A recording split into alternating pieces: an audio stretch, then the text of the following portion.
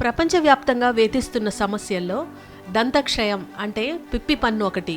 ఒక రకమైన హానికారక బ్యాక్టీరియా ఉత్పత్తి చేసే ఆమ్లాల వల్ల పన్ను పాడైపోవడం, బలహీనంగా మారడం, పుచ్చిపోవడం ఈ వ్యాధి లక్షణం.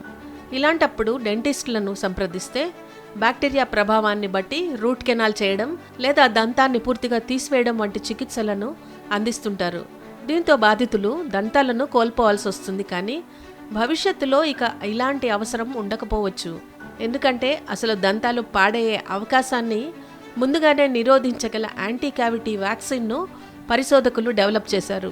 మానవాళిని వేధిస్తున్న దంతక్షయం సమస్యకు శాశ్వత పరిష్కారంపై చాలా కాలంగా దృష్టి కేంద్రీకరించారు. రీసెంట్గా బయోటెక్నాలజీ రంగంలో మరో అడుగు ముందుకేశారు. ఒకసారి టీకా వేస్తే జీవితాంతం పిప్పి పన్ను సమస్య అనేదే రాకుండా నానో పార్టికల్ ఆధారిత టీకాను అభివృద్ధి చేశారు.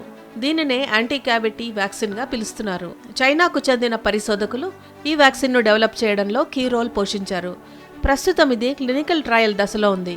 యాంటీ క్యావిటీ వ్యాక్సిన్ను చిన్నప్పుడు ఒకసారి వేసుకుంటే చాలు, ఇక జీవితాంతం దంత సమస్యలు తలెత్తే అవకాశం ఉండదు.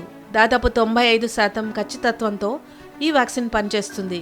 దంతక్షయాన్ని కలిగించే బ్యాక్టీరియాకు వ్యతిరేకంగా వేగవంతమైన, శక్తివంతమైన, దీర్ఘకాలం పాటు నిలిచే రక్షణను అందిస్తుంది.